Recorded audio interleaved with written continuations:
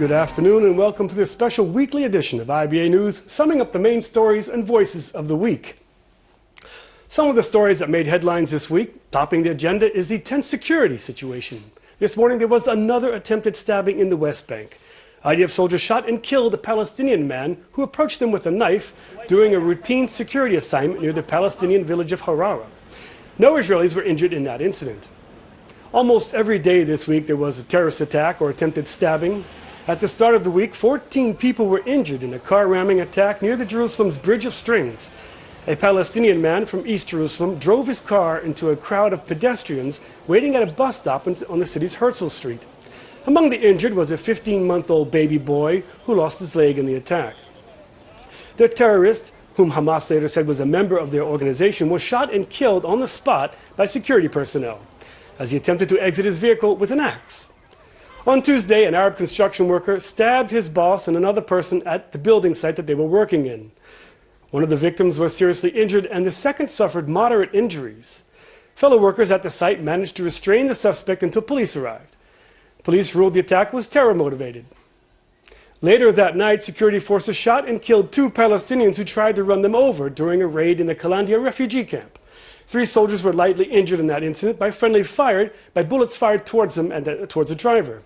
The forces had entered Kalandia as part of an arrest operation of Palestinian suspects. Violent riots broke out as Palestinians hurled rocks and firebombs at the forces. In an attempt to set up further protection against car ramming attacks, Prime Minister Benjamin Netanyahu ordered the fortification of hundreds of bus stops across the capital. The plan to install concrete safety barriers surrounding the bus boats at high-risk areas was originally proposed by Jerusalem Mayor Nir Barakat and is expected to cost the municipality some 2 million shekels. In addition, dozens of special guards have been deployed across the city as part of a special unit aimed at securing public transportation. Jerusalem has been the target of dozens of attacks and attempted stabbings since the recent wave of violence broke out in early September. Barakat welcomed the Prime Minister's directive and thanked him for his quick approval. It appears that the recent upsurge of violence is highly supported by the Palestinians. According to a new survey conducted by the Ramallah-based Palestinian Center for Policy and Survey Research, the majority of Palestinian residents support the current wave of stabbings and are in favor of a third intifada. 67% back the use of knife terror attacks against Israelis, while nearly 3/4 said they oppose young schoolgirls carrying out the attacks. Almost 80% said they backed continued attacks on soldiers, and only 10% objected. Another finding showed that 60% were in favor of an armed intifada, believing that an escalation of violence would better serve their cause. The findings also showed a significant decline in support for a two-state solution with Israel, as well as weakened backing for PA President Mahmoud Abbas, with 65% hoping he would resign. Well, for his part, Abbas reacted on Monday, justifying the recent wave of terror and saying that young Palestinian demonstrators were driven by despair over lack of a two-state solution and a sustainable peace initiative on the horizon. In a speech marking International Anti-Corruption Day in Ramallah, Abbas also blamed continued settlement construction, settler assaults against Palestinians in the West Bank, and Israeli military presence at checkpoints as some of the reasons for the latest upsurge in violence. U.S. Secretary of State John Kerry has once again unleashed harsh criticism against Prime Minister Benjamin Netanyahu and his handling of the peace negotiations. In an interview with The New Yorker, Kerry reiterated his warning that Israel will become a binational state that will be impossible to manage.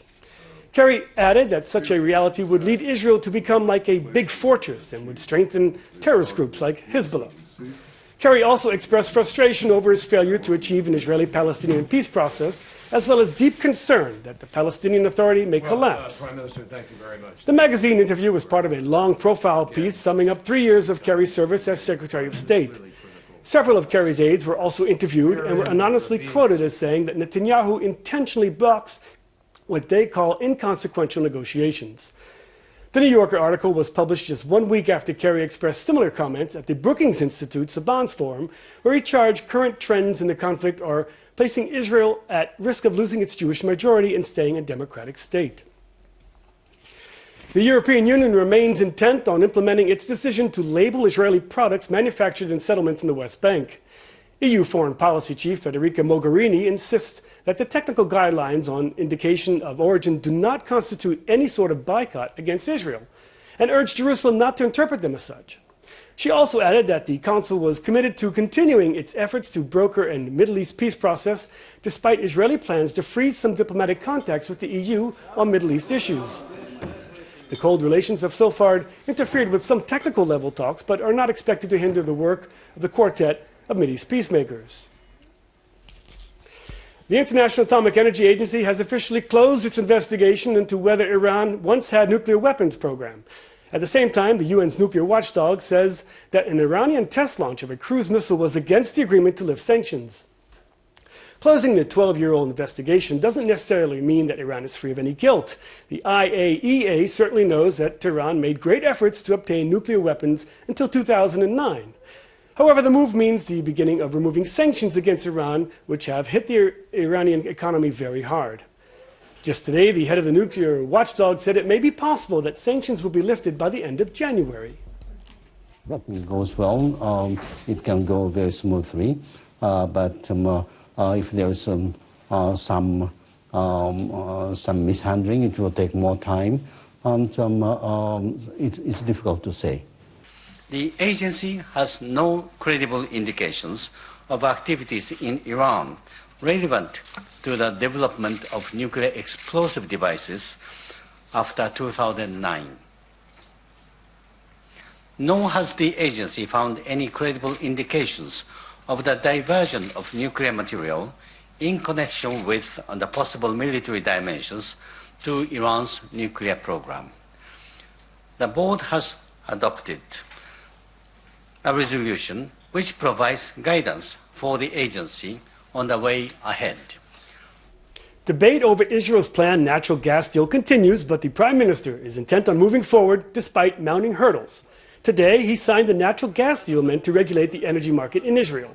He signed the deal despite the vote in the Knesset Economic Affairs Committee this week against activating Article 52 that will lead to the advancement of the controversial gas outline.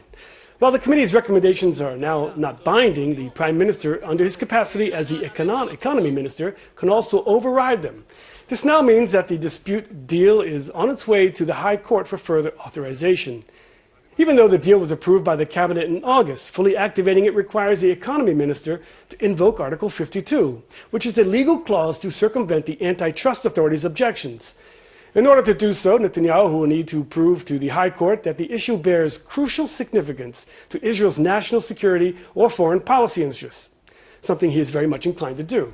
Speaking during the signing ceremony today, Netanyahu said developing the fields would generate hundreds of billions of shekels in revenue and give Israel the potential to be an energy power that would help it boost relations with not only Cyprus and Greece, but also Jordan, the PA, and even Turkey and Egypt. Special IDF forces entered several locations in the West Bank to prepare for the planned razing of homes belonging to Palestinian terrorists who carried out separate stabbing attacks in recent weeks. The house demolitions are planned to take place by the end of this month, as part of Israel's policy aimed at deterring further attackers. Critics claim that in addition to being a form of collective punishment, house demolitions could motivate relatives of terrorists to carry out additional attacks themselves. According to the Israeli Human Rights Center, B'Tselem, Israel has demolished dozens of homes in Jerusalem and the West Bank over the past 2 months. In a related development this week, activists in the city of Nablus organized a special charity drive aimed at collecting donations for the families of Palestinian terrorists whose homes have been demolished. Passers-by donated funds to that cause that aims to collect enough money to rehouse the relatives. Organizers said that so far more than 600,000 shekels, an estimated $155,000, have been raised. After suffering from a series of embarrassing incidents and shameful conduct by a number of its chosen figures, the Knesset this week launched a new ad campaign aimed at rectifying its often negative image. Nearly 2 million shekels have been invested in the latest set of commercials that will focus on all the good things Israel's parliament does. The ads feature legislation that helps improve people's lives, such as equal opportunities for the disabled and protecting the rights of consumers. Knesset Speaker Yuli Edelstein, who spearheaded the campaign, said he felt it was time to counter the huge gap between what really goes on inside the local House of Representatives and what the public thinks. Edelstein said he was motivated by concern that the state's democracy was in danger.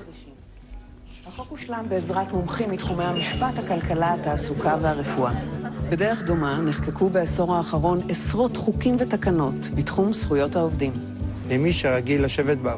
The Vatican has issued a major document that says Catholics should not try to convert Jews and should work with them to fight anti-Semitism. It was entitled The Objectives of Dialogue with Judaism and approved by Pope Francis. And while seen as a landmark position since it was the first time a repudiation of active conversion of Jews was so clearly mentioned, it drew a disappointed reaction from Rabbi David Rosen, a leading mediator between the Vatican and Jewish people, for not recognizing the value of the land of Israel to the Jews. The document seeks to reflect a sincere comprehension of Jewish self-understanding. Perhaps then I may be permitted, in a spirit of our mutual respect and friendship, to point out that to fully respect Jewish self-understanding, it is also necessary to appreciate the centrality that the land of Israel plays in the historic and contemporary religious life of the Jewish people. And that appears to be missing from the document. During the Second World War, the Nazis looted about 1 million pieces of art, a lot of it from Jewish art collectors. Some of it has turned up in Israel, including on a kibbutz in the north. This week, the issue was placed in the spotlight at a special conference aimed at seeking to uncover and restitute more stolen pieces. I was there and filed this report. The Nazis looted this piece of art by Eugene Zak from a Jewish family in Paris. For the past 60 years, it hung in the art gallery of kibbutz and Harod, which had no idea of its provenance until now. I very much hope that even when we find the original owners, we will be able to reach an agreement with them, and they will agree to leave it on loan for the museum so we can show it, we can give it on loan for other museums and so on. But if someday the heirs of the original owners will want the paint, of course we'll give it back. It's not a question, it's not even a question. The painting went on display in Tel Aviv this week during an international forum to restitute Holocaust-era cultural assets in Israel. Organized by Hashava, which has succeeded in returning assets like land, bank accounts, and bonds, but so far, no art. The main purpose is, first of all, to bring the subject into the public awareness. Not many people in Israel realize that we have looted art here in Israel. It's hard to conceive. And our main goal is to have the Israeli government take responsibility on the issue and make legislation that will allow the museums to have special budgets for provenance research and deal with the whole art restitution question. The only known Nazi-looted art in Israel is the Jerso collection at Israel Museum, but there's probably more in the country. I think the chances are very high.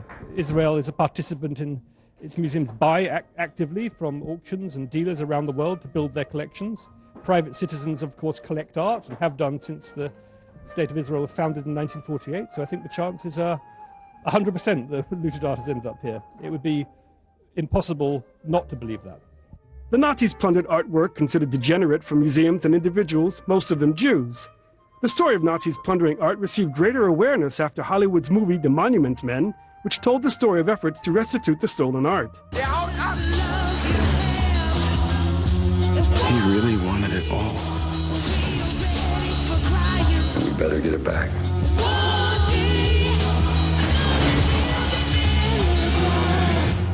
Some are calling Israel to be more transparent because the Jewish state needs to set the bar. Israel has an enormous moral position, and if Israel doesn't do this, then there are places in the rest of the world that will slow down and not do it. And I am very keen that Israel should be in the vanguard, should be the #1 place that people look to in terms of the best possible practices. When it rains, it pours. The southern city of Ashkelon was the site of heavy rain showers today, which caused major flooding across the city. Some of the water penetrated into the Barzilai Medical Center, causing moderate damage, but without disturbing the hospital's services. A number of homes were also flooded, leaving dozens of residents stranded. The municipality assured the situation was under control. Just over a month ago, Ashkelon was also caught in the eye of a storm and was hit with severe flooding and structural damage. The Meteorological Service expects local showers and thunderstorms to continue throughout the weekend from north to the south, and flash flood warnings for the Judean desert. And now we return to our studio in Tel Aviv, where joining us is Danny Ayalon, the former Deputy Foreign Minister and Ambassador to Washington. Danny, thank you for joining us. We understand that the rain kept you a little bit late. My pleasure. Thank you. Well, let's begin with the U.S. Secretary of State John Kerry. And we read in his remarks that, would you say that he's sort of lost all hope for Israel's efforts to achieve peace? Well, I think it's unfortunate. Although I would agree, the obstacles are high, especially because of the Palestinians' intransigence. But they are not insurmountable. We have to remember that the Palestinians very much are dependent upon American funds, international support. So certainly there would be some ways in Washington and by Washington to coax them and to bring them along. But I would say more than that. His remarks at the Saban Center in Washington last week, talking about the danger of Israel becoming a binational state, I think that this is not appropriate. It's something which sounds like a veiled threat towards Israel, and it really, in a way, may support the Palestinian position, and certainly it will not bring them to the table, as they may be now waiting and basking in this reprimand of Washington to Israel. He seems a bit despaired. Do you think that the Obama administration is sort of inclined to support the Palestinians when it comes to Israel, instead of, they're saying the violence is generated by Israel? No, I don't think so. I think that the alliance between Israel and the United States is a very natural one, and it's really deep and based upon the values, interests, and we have seen actually that, and I think Israel is very grateful for all the military support and political support given by the Obama administration. In fact, we know, and right now they are underway, the talks about upgrading the defense relations between Israel and the United States. It's not a matter of favoring one side or another. I think there is some misconception, unfortunately, in the international community that may be now lately adopted by Washington, that the way to move forward is through pressuring Israel. And this is not the case. I think Israel has done a lot, and we know that even during Prime Minister Netanyahu, there was the 10 months freeze of settlements. There were talks whereby Mr. Netanyahu was really ready for far-reaching concessions. All he wanted is recognition by the Palestinians that Israel is indeed a Jewish state. So I think that having more pressure on the Palestinians and less on Israel may be very inducive for a viable peace process, and not just leaning on Israel. Well, Ambassador, we see this current wave of upsurge in violence, and there's no diplomatic solution on the agenda. How's that going to play out? Well, this is, again, unfortunate, and I think that also speaks of lack of leadership in the international community. I also believe that as far as priorities goes, the Palestinian-Israeli conflict or the Palestinian problem went down a few notches on the priority list for the international community, where much more urgent and more dangerous crisis, whether it's in Iraq or Syria or Yemen or even Turkey, Russia, or Crimea, East Ukraine and Russia. So there are many, many bigger fish to fry, if you will. But that in itself does not mean that we should not try. And Israel has tried, we're still trying, and the violence, unfortunately, is a result of incitement, I would say, which are very violent, very pervasive, and very large scale. And there's also responsibility here on the Palestinian Authority, and not just Hamas and all the other renegade organizations. Obviously we're not the top item in the Middle East with Iraq and Syria, but the UN is accusing the IDF of excessive response to the current wave of the terror. How can Israel counter that claim? Well, again, this is very unfortunate, because they have to understand that terror is terror, and extremist Islamist terror groups, they perpetrate their hideous attacks not because of policies, not because of what we do, but because of who we are. And there is no difference between terror in Hebron or Jerusalem, San Bernardino, or in Paris. They should learn it by now that unfortunately the Palestinians are the ones, the avant-garde. Like in the 60s of last century, they were the first ones to hijack planes, El Al planes. Later on, everybody suffered from it. Suicide bombing started here and then 9/11 and anywhere else.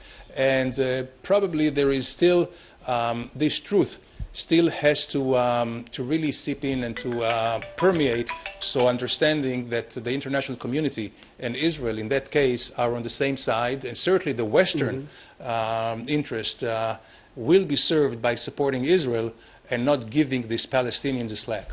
Ambassador, let's move on to Iran. And the UN now is saying that Iran isn't making the bomb anymore and that sanctions should be lifted. Would you say that Israel failed in its international diplomatic efforts here? Well, yes, the results show that Israel failed, absolutely. And I don't want to dissect whether we should have done things better. I, for one, believe that before the deal, we should have been in better coordination with our best friend and ally, the United States. This was not the case. In any case, now Iran, the deal is fait accompli. So I think as leaders should deal with the future, not dealing with spilt milk. And right now, I think there are two things that we need to be doing in the international community with diplomacy, and that is to hold the Iranian feet to the fire. And we know that already they have breached the agreements, and they certainly have breached the Security Council resolutions with launching intercontinental ballistic missiles. We know for sure that they have been cheating and they have been engaging in military nuclear activities.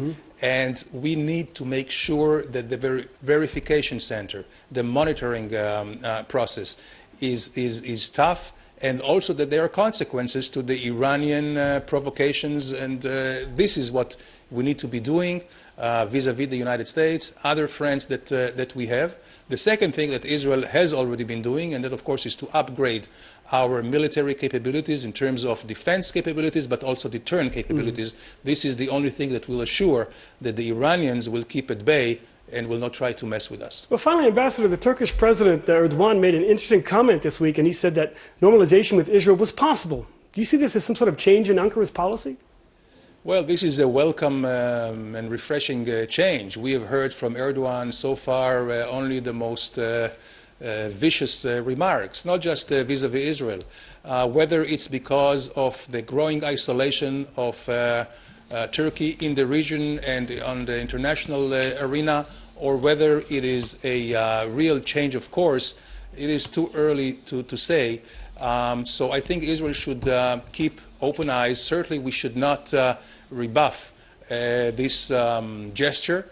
And I think in low-level and backdoor diplomacy, now this is the time for that without making too many declarations and megaphone diplomacy. Well, Daniel Ayalon, the former Deputy Foreign Minister, thanks for joining IBA, and happy birthday. Thank you very much. The annual Festival of Festivals is well underway in the northern city of Haifa, which is known for its coexistence and multiculturalism. Despite the security situation and raised tensions, thousands have arrived and are continuing to take part in the exclusive event, which combines the celebration of three religions: Judaism, Christianity, and Islam. The municipality has lined up musical concerts, art galleries, children's plays, a food festival, tours of the city, and Christmas stalls all around Haifa. Local markets are also very festive, as shoppers are out in force to purchase Christmas decorations that include, of course, plenty of Santa Clauses. The Mediterranean city is often referred to as the country's best example of coexistence between residents of three religions which live side by side in peace and harmony. The Festival of the Holiday of Holidays started 22 years ago when Ramadan, Christmas and Hanukkah were all together in December of '94.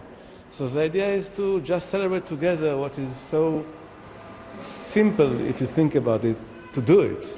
It's the same source as the holidays, the religions are merged from the same source, the same belief, same God. So why do it separate? Why don't do it together? And Haifa is a very special city that anyway, year-round we are living very good together here and respect each other. And we want to emphasize it and to show it around also. It's possible. It's very nice to have the same holidays together. And we live in peace, and we hope it will be peace in all the world. No more war. Staying with the theme of unity and replace war with music. That's the message from Israel's mission to the United Nations, which this week released a new video titled United Pianos. 11 renowned pianists from all around the world joined together to create this special rendition of Peter and the Wolf.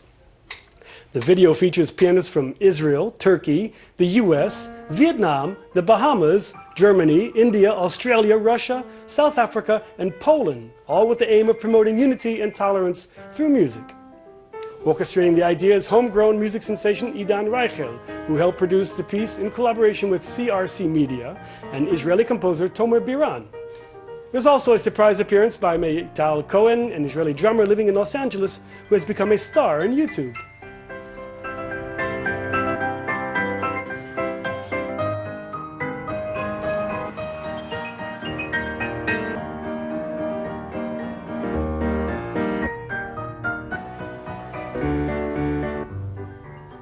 That brings us to the end of this week's special weekly edition of IBA News. We'll leave you now with more of the latest Israeli lead piano collaboration, United Pianos. I'm Aryeh O'Sullivan, wishing you a good week, and shalom from Jerusalem.